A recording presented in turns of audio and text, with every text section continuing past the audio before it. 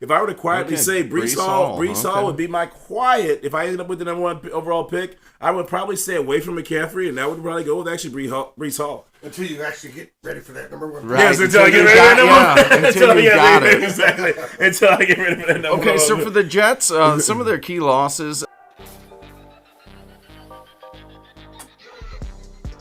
Friends, countrymen, fellow degenerates, welcome back to Bets and Buds after our week off here. I'm Jason Smoking Token. Bobby Light. Welcome back, everybody. Hope you all had a great 4th of July. We're here in these dog days of summer, getting our little countdown into football season because we got 59 days left. Yes, 59 sir. days left. Yes, sir. 59 days. I am so excited. Did you have a good 4th, Bobby? I did have a good 4th. What'd you guys do? We actually went over to a friend's house, and they put on a hell of a fireworks show. Nice. So, I saw glimpses of that. Unfortunately, I was out of town for that one. But you had a good time, didn't you? Oh, yeah. It was a blast, man. I'm a basketball dad, so, I had to go take my daughter down. I bought these tickets months ago, back actually when Caitlin Clark broke the record with Iowa. I knew she was going to end up going to the Fever, so I bought these tickets. Thank God I did when I did, because that arena was packed out, brother. I bet. 18,000 strong, packed out. How much could you have sold your tickets for if you wanted About $500 a piece. Right. Like $500. So I bought 4 tickets at $140 basically a piece. Okay. Roughly.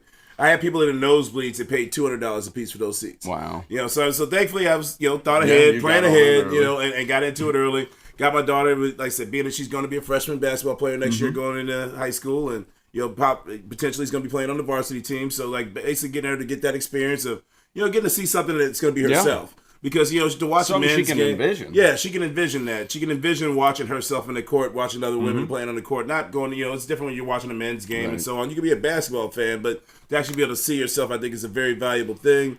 So I made sure she got there to see that experience. Saw the first triple-double. And you got to see something special. Yeah, it's very historic. The very first triple-double in WNBA history by Caitlin Clark. It was a great game. Great back-and-forth action. Fever ended up winning the game. Primary reason why they ended up winning the game was because Breanna Stewart, who's probably one of the best players in the league, had a couple clean shots. She just couldn't knock a bucket down that game. But again, it was great experience, great awesome opportunity to get my daughter to see something that will reflect in herself. No, that is exciting, especially to see something like a record. Oh yeah, something monumental to happen like that. So she can say, "I've been there." Because later on in life, she'll look because it might not even register now. But later on in life, when they go, "Oh, who was the first female WNBA player to go score?" And she can say, "Hey, yeah, I was there." Yeah, she's like, "Yes, I was there and watched that game." So it was cool. It was a good experience. That is awesome. Yeah, it was a good time. So they got through that part. That fake ass hot dog fucking competition we had during the 4th of July. The Nathan hot dog. I don't pay attention to that. No, I pay attention just a little bit every year, just because a lot of times there's nothing else going on in sports. And we had Joey Josh Chestnut. Did they not let him in this year? No, it wasn't. It was a thing. He went on a money grab. Him and Kobayashi did a thing on Netflix where they did a one-on-one battle. Right. And so they had all the people that never could ever win when he was involved with it had a chance to actually win it. Gotcha. So who won this year? You know what? I don't care. You don't even care. I think the dude ate 58 hot dogs, which is gross. It is absolutely good. It's 10 minutes, I think they get. That is nasty. Yeah, 58 hot dogs in 10 minutes. But fucking Joey Jaws, he did 70 something. I really think on the special? Oh no, when he won last year. I want to say it was 76. I think is what he won last year with 76. I'll put it up. Yeah. Director Dave, you pop that up there for us. Do you think you immediately go throw up after that? No, you can't. You can't. That's part of it. You have to be able to hold it down. That is the major part of any eating competition you do. You have to be able to hold it in. I think it has to be at least 30 minutes to an hour or something like that you have to be able to hold it down. If you puke, at that point, you're done. You might as well just keep it down. Oh yeah. But once you make it past 10, you should be okay for the most part. But especially if you're signing up to do that shit. I've never really gotten into the eating. Obviously, you can see how skinny I am. Oh yeah. You eat a hot dog and a half. I'm full. Yeah, I'm done, guys. Yeah, so make sure you guys hit that like and subscribe button. We took the last week off just because, it was a holiday week and it was a kind of slow sports time here. Getting revved up and getting everything going before the action kicks back in. So make sure you'll hit that like and subscribe button, add to the comment section. We appreciate you guys tuning in with us. We got the Cardinals baseball I think we're going to start out with today. We'll start with a little Cardinals today. They lost today to the Royals 6-3. But they did get home runs, 3 home runs today. Just didn't get the pitching. I think final was 6-4. Oh, yeah, 6-4. Because they scored. Goldschmidt hit the home run in the 9th. Yeah. So they got 6-4. So they're 48-43 after that game. They're 4.5 games behind the Brewers going into tonight's game. 6-4 out of their last 10. They had been 7-3 out of the last 10, and had been playing like they were the hottest team in the National League. And they had going into today had a game and a half lead on the second wild card position too. So I mean, they're in good shape. They're in good shape. Very right now. good shape. So since that 15-24 start, they've gone 33-18. That is the second best record in the major leagues. Yes, I mean the pitching has been surprisingly good. I mean, surprisingly good. In that same 51-game span right there, the offense has been 12th in all of baseball. Mm-hmm. So they're scoring 4.7 runs a game. That's middle of the pack. You can deal with that when you've had the fourth best pitching overall. Oh yeah, that at 3.63. Helsley, our only All-Star starter. Yep. He's been lights out all season long. 31 saves, set a Cardinals record for the first half. All-Star game. That's impressive. That is very impressive. It is. I didn't realize that Lee Smith had that many saves that year, where he had 30. Yeah. But then he only finished up with like 42 or 43 for the whole season. That Cardinal team wasn't good after the All-Star break. But he did. I think that was the year he set the all-time saves record. I think for the Cardinals. As a closer. As a closer. I do believe that probably was that season. Yes, I think it was that same season. So Helsley is your All-Star. Wynn, I think, probably got a little snubbed. I think he might have, but it's part of paying your dues, I think, too, as a young player. True. And he could still make it if somebody gets injured before the actual game next week. It's still possible. Managerial choice to get the slide in there, yes. But this stat surprised me. For this season, as far as WAR, offensive and defensive WAR goes, how they track it, he's number 5.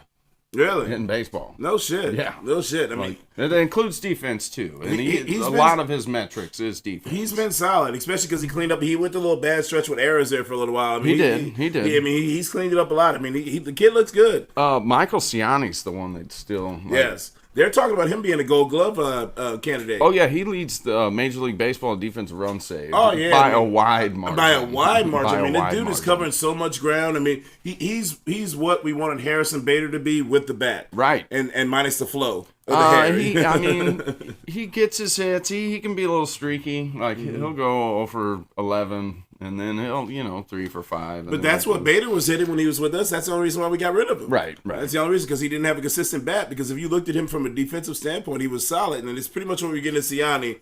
I hope the Cardinals choose to not make that mistake again and understand choose run prevention. Right, over the ability to get on, like, because you just stuff him down in the 9 hole. He has the ability to get on base. I mean, and still, he leads the clubs with 10 stolen bases. Yes, he does. And he's got speed. He definitely has speed. Absolutely.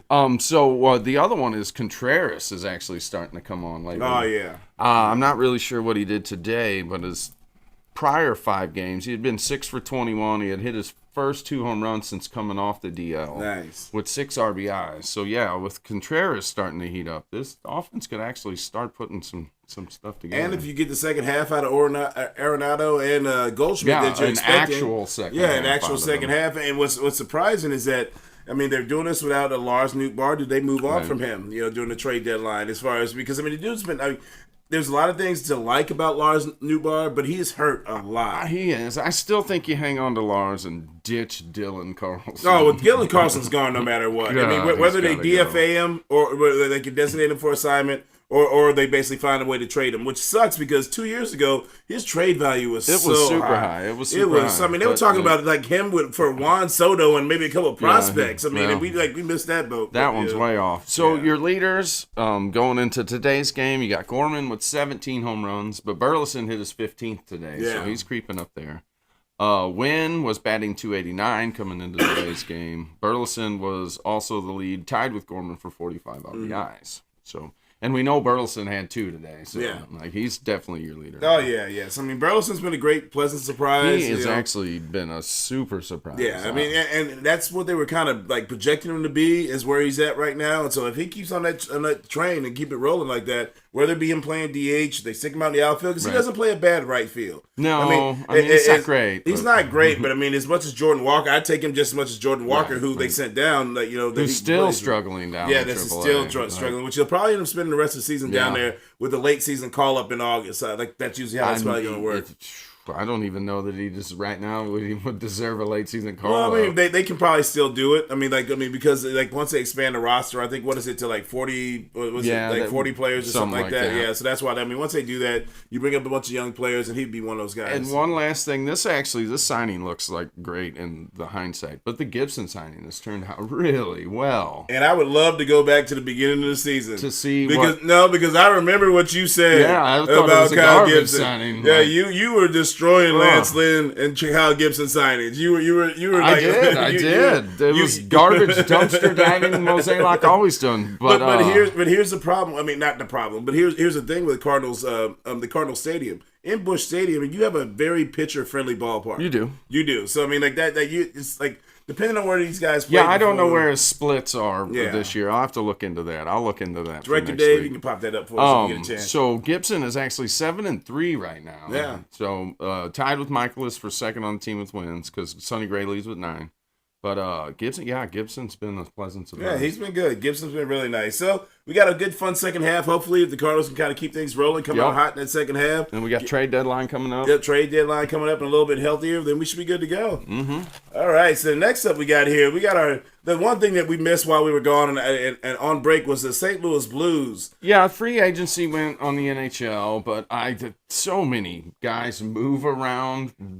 Really? Like nobody knows. I don't even know who half the players are. The only thing I noticed of Blues note that I think that they really did was they signed Pavel Buchnevich to a 6-year extension, gave him through the 2030-2031 season. I like the move. I mean, you got to keep a little bit of continuity, keep a little bit of that line action. I mean, him and Robert Thomas played really well together on those lines. So to me, he's your Steen, your future Steen. If you're going to make that cup run in 6 or 7 years, put him on a third or fourth line. Because Steen was at the end of his contract when everybody thought he got overpaid at that time. Oh yeah, I mean, you put him on he scored 40 goals one time. Right. But you put him on the third or fourth line and you just make him on the team that's got a defense and a checking forward role and chips in the occasional goal. Well, that's years from now. Right. The Blues team is definitely, until they do something with that defense, it's a year older, a year slower. Yeah, I mean, we'll see what happens. I mean, but that was the one Blues note of end. I do like that. They made a couple of trades. They brought in Foxa from Dallas. He's going to be probably a third line guy. Okay. Marc-Pierre Joseph. And then they also signed his brother to play on defense. Was that a two-way contract on that one? Or was it's a minor league deal. Yeah, I was going to say it's a two-way contract. Yeah, the Blues really didn't do a whole lot. And it was kind of disappointing, but nobody wants their trash defenseman. So until they can get off the no-trade movement or no-trade clauses that these guys have, that expire actually after to go modified no trade clause. Yeah, I mean that's they're kind of stuck. That's the biggest thing with a lot of their movement is they have so many no trade clauses within their contracts with a lot of their all defensemen too. Yeah, players that have any type of value whatsoever. I mean, so we'll see. But they did bring in what's the coach's name that we talked about a couple weeks ago? Was it Claude Julien? Yeah, Claude Julien. So here's what I'd like to see, especially from a power play standpoint going forward next year. Is Torrey Krug's play because he's very familiar with Torrey Krug, right? Having that experience up there with Boston. So I'd like to see how that goes in, going forward. So, okay, that's. I like that. That's our hockey talk. I actually forgot about the Claude Julien move. Yeah. So they brought him in to stick him on the bench. Yeah, that'll be interesting. I mean, it'll be interesting to see because you always like to have one of those experienced coaches that you have to be able to go, especially for a coach that's new. As far as having the experience not being a head coach for very long. Oh yeah, so. Bannister's definitely going to need to lean on some kind of head coaching experience, and Julian's the man. He's a Stanley Cup winning coach. And a lot of times when you're the head coach like that, it's a lot of delegating anyway. I mean, a lot of your support staff is a big part of what you do when it comes to sports. So you have to kind of manage the media. You have to manage your roster. You have to manage the stuff between the front office and the player and the personnel. And the personality. Yeah, it's the personality, everything else. So you got to lean on some of those people in the back. You can't do all that. Yeah, you can't do everything on your own. There's no way, no way at all. All right, so then we got, like I said, but kicking off the show, we're like 59 days away from the kickoff of football season. Yes, we are. Which means 8 weeks out. So 8 weeks out, that means we're going to start to do profile each week, each division here, week here. We're going to profile each division here. So we're going to start out with the AFC East. AFC East today. AFC East. So what do you got, Bobby, going with that? Okay, with the Bills. We'll start off with the Bills. They're definitely lost. They lost some offense. There's no doubt about it with Diggs being gone and Davis being gone. and they lost their center Mitch Morehouse. That's probably going to be their biggest loss. Yeah, definitely. Well, their outside linebacker, that guy, their sack leader, Leonard Floyd, he's gone. Yeah. Like, their defense took a hit, for sure. Their defense took a big hit. They lost Micah Hyde, Jordan Poyer, Tre'Davious White. Yes. I mean, that's probably going to be, honestly, their biggest downfall and slide there. So with that being said, so I looked at the numbers here, and so the Bills are actually favored to win the division at plus 165. Through FanDuel, at least right now. Through FanDuel plus 165, they're and their over/under win total was at 10.5. So and the over was at plus 122. Okay. The under was at 150, which means that the book means that they think right now they're going to not win over 10. They're not going to win 11 games. Essentially. So when I went through their schedule and I kind of dissected game by game and I broke down, I tried to figure out what I would think of them to do. I saw them as going 10-7 next year, which means they would hit that under. So in Vegas is usually pretty spot on. I've seen it as low as 9-8 and as high as 12-5. Really? Depending on which, go either way. Which site you're looking at. And you got injuries and all those different things you got to factor in. And so right now when you're just I can see 10-7. Yeah, so 10-7 is where I lean on them to do. And then we know, like I said, they moved on from Stephon Diggs. They lost a lot on defense. They got Matt Milano coming back, which is a big loss for them last year. When you look at it, I mean, it's defense. I mean, Jordan Phillips, Micah Hyde, Matej Kakevich. Is that how you say it? Matakevich. Settle, Jackson, They lost a lot. They're decimated. They lost a lot in a lot of defensive leadership. But let's see how healthy Von Miller is coming back, because they brought Von Miller back. Right. And let's see who did not have a sack last year. Yeah, because he was still not. I mean, he was an older player trying to come back off of a catastrophic lower body injury. You're right, but he's still 1 year older now. Oh yeah, he's 1 year older now, but his body should be a little bit fresher. So we'll see what happens. You know. And so they got Keon Coleman. That's going to be probably a big addition to see what happens. They did, and they also brought in Curtis Samuel. Yeah. Well, I mean, he's a possession guy. He can Curtis decent numbers. Samuel is like a Swiss Army knife guy. Honestly, he's one of those guys you can sometimes throw on your back. He's almost like a poor man's Debo. Is what I would say about Curtis Samuel. Yeah, I like that. He's a poor man's Debo Samuel. I mean, he really is. I mean, like offense. So he has a chance to blow up and do things big potentially, but things have to be schemed in his direction to do so. Basically, though, to replace Diggs and Davis's production, they brought in Samuel. They drafted Coleman and Valdez-Scantling. But here's the thing though with this. So they've actually, so once they switched coordinators, they switched offensive philosophy. So now they're going to be a 12 personnel, meaning 2 tight ends that are going to run a lot. You got Dalton Kincaid, and you got Kincaid and who I'm still pissed that they drafted over the Cowboys. Even though I'm happy with Jake Ferguson, I'll take it. But I was still pissed that when they jumped over the Cowboys to get Dalton Kincaid, and they got Dawson Knox. So so that's going to be their 2 tight end package. And it's going to take, for me, I think it's almost an addition by subtraction that they took Stephon Diggs out of the offense, because now you don't have somebody that you have to feel pressure to get the ball to. Yeah, you don't have the diva mentality. Yeah, you don't have somebody you have to feel pressure to get the ball to every single play. And that just, James Cook's got to step up and become the running back he should be. That he should be, as long as he holds on to the ball. Right. The main thing has been his problem is when he fumbles. Allen had 15 rushing touchdowns last year. Do you think that comes down? It's got to come down. It can't go up.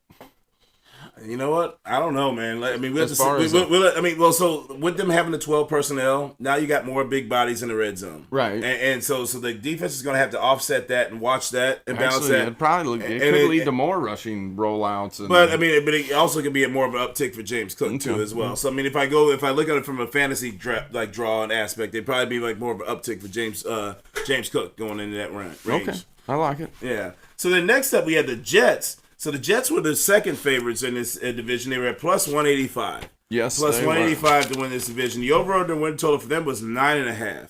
9.5. And Vegas feels very strongly about them hitting that, because they were at minus 162 to hit the over and plus 132 to hit the under. Yeah, it's got 9.5 here.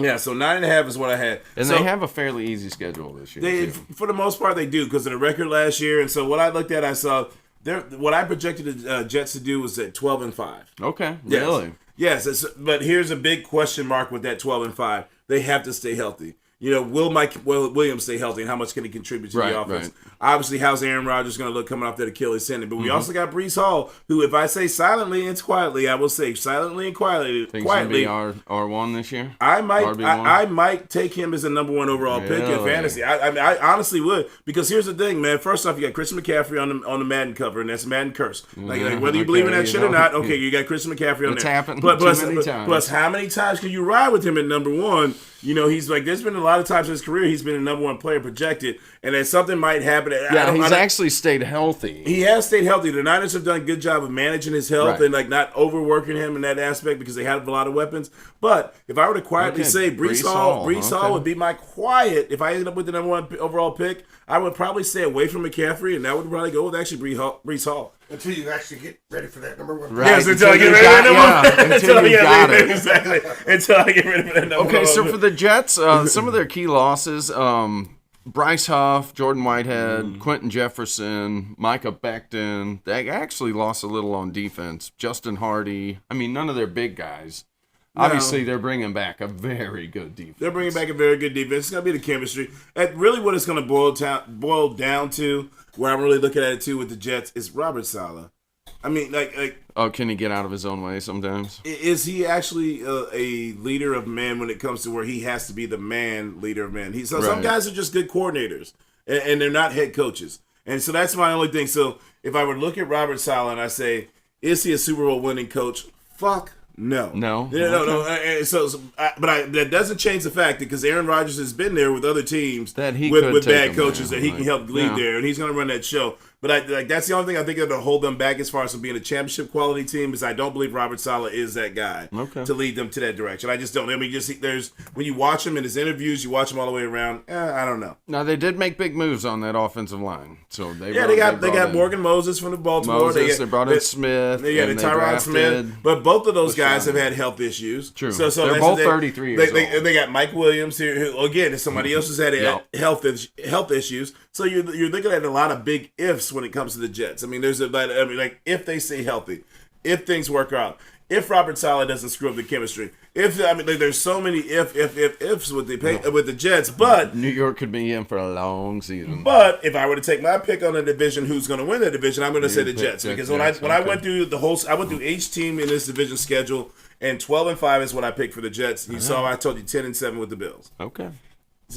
So that's interesting. Let's see what you got for the Dolphins. All right, so the Dolphins were at plus 210 to win this division. So that's the third place team that's projected up to this point. So plus 210, their over/under win total was also 9.5. Yes, it is. Also 9.5 with minus 122 for the over and plus 100 for the under. So that means they feel like that can go either way. When that's close. So anybody who and we'll explain more odds as we get a little bit closer to people that aren't really familiar with gambling. But minus 122, that means $100 pays out $122, and plus 100, that means you'd have to pay off $100 just to kind of break even, essentially on a bet, so to speak. So that right now they feel like that can go either way. So when I looked at it, and I went through their schedule all the way through top to bottom, actually the Dolphins lost a lot. I mean, they lost a lot of Christian Wilkins, they did. Dan Ginkel. There's Robert Hunt. I mean, there's a lot of pieces that they lost, and so I have Xavier Howard. Yes, yeah. I mean, they lost a lot. So, yes, they did. So for me, I mean, and especially on the defensive side. So for me, I actually got them going 8-9. Okay. I have them going 8-9. Just when I went through top to bottom in their schedule, I said that's kind of where I projected them to go was 8-9 during the season. It can obviously go one win here or there, either way it goes, but. I don't see them being a 10-win team. So if I were to take that bet and lean through, I would like that juice on being the under. You like the under? Yes, okay. I would like the under just because I just don't see them winning a team. They really didn't make any key. They got Odell Beckham, but yeah, I mean, he's a great addition. To the only thing for as limited as he did play last year, and he played 14 games, I believe, last year. He actually set a career high in yards per catch. Oh yeah, I mean, Odell Beckham. You know what Odell Beckham's like in this stage of his career? He's like a pinky ring. He's like a pinky ring. It's like, you don't wear a pinky ring. Right. Yeah, like any other rings you wear, like a wedding ring or a Super Bowl ring or anything like that, you put it on as a prominent thing. But when you put a pinky ring on, you're just trying to floss a little bit. You're just trying to floss a little bit with a little extra pizzazz. That's all it is. And Jonnu Smith, he went down to the Dolphins. Yes, he did. He did. They've got Dustin Smythe down there, so I'm not sure. I guess he's probably going to become your primary blocking tight end, and have Smith run your routes for you, because he had a hell of a season last year. Oh yeah, he did. Yeah, he actually did. So I mean, we'll see. I mean, see how healthy and like Achane can stay as far as a running back, because he looked explosive. He did. But again, offense isn't a problem with the Dolphins. But also when you look at the record for I think Mike McDaniels, I think they said since in December, Mike McDaniels' record is like 4-10. Oh, well, so that's when they got to travel them cold weather games. Yes, exactly. They start hot. They get going. They always have an advantage when people have to go in those late season games when they come down to Miami, because it's all of a sudden you get the Miami flu, the humidity, all that stuff hits you and everything else. But, so I mean, 8-9 is what I don't see them going much past that. So they have they've got a medium schedule, it says, this year. Yeah, I mean, medium schedule, but again, I mean, like the Dolphins, it's kind of hit or miss as far as what they're going to do, how they're going to do it. That's why I kind of, 8-9 is when I went through their whole schedule, what I landed on there. All right. So then the last one here. And the least. Yes, sure. And the least of all least, for sure, which we are not used to saying that about the Patriots. No, we're not. But the New England Patriots, they are actually at plus 2,700 through FanDuel to win this division. So somehow, some way, they miraculously put some shit together and did that, which nobody sees that happening. That's why they're at plus 2,700. I mean, you can every now and then take a flyer on some bullshit and see if you can win something if you were, like, especially if you're a Patriot fan. It ain't this. But the juice didn't work the squeeze for me, I'll tell you that right now. Belichick's out. I mean, Zeke's out. They trade away Mac Jones, but he sucks anyway. So they gave Ramondre Stevenson a contract extension, which I was surprised of. They did.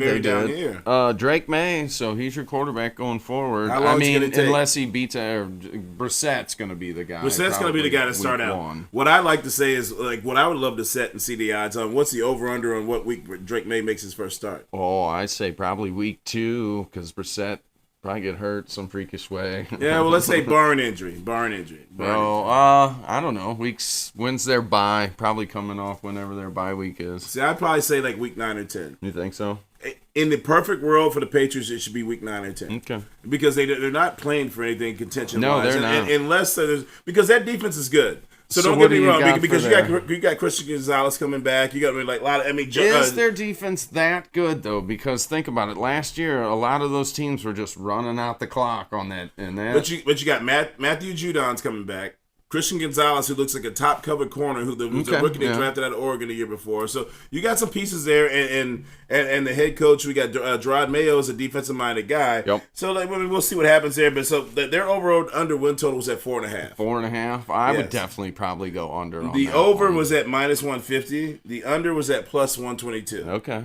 So when I went through the whole schedule, and I tried to piece together wins, losses for the Patriots through the course of the thing, I honestly, I couldn't get them past 3-14. 3-14. 3-14 was what I couldn't get them past. Was 3-14. You got Bill Belichick gone. I mean, you got to beat the Dolphins at home. Yes, you got to beat the Dolphins at home. You got to be. I mean, I can't even remember like who all I had to beat. I want to say there was a week against I think they played Jacksonville, and I think Jacksonville might have been a win they slid in against or something like that. But I mean, it's just going to be tough. I mean, it's going to be a tough matchup going through. Yeah, that's going to be on the pick'em ones. Like, you ever played the pick'em league? Oh yeah. or you do those Survivor leagues. Survivor. Everybody every week will pick New England this year. And burned. Because there's going to be some weeks they're going to get burned. I mean, there will be, because that's how it goes. But 59 days, baby. 59 days. Sir. I will take that. I will take that. Yeah, I seen you activated the fantasy. Yes, Fantasy League has been activated. Get going so you can start doing some mock drafts and all that stuff.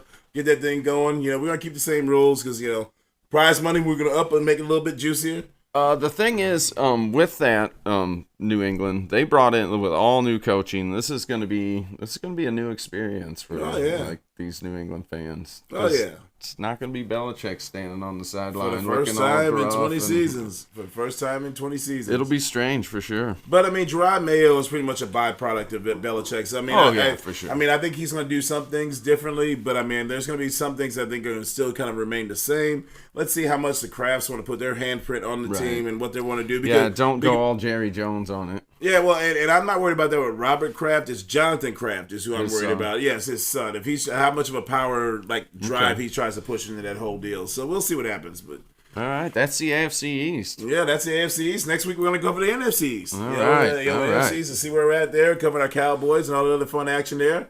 Thanks for tuning in. Like and subscribe, hit that comment section there. Shout out to True on the Track, blessing us with those beats. We'll keep this thing going for you all the way till football season because it's coming, baby. It is coming. Can't wait to get there. It's been a blast. Shout out to Director Dave, keeping us up on the 1s and 2s. I'm Jason Smoking Token. I'm Bobby Light. Peace. Oh.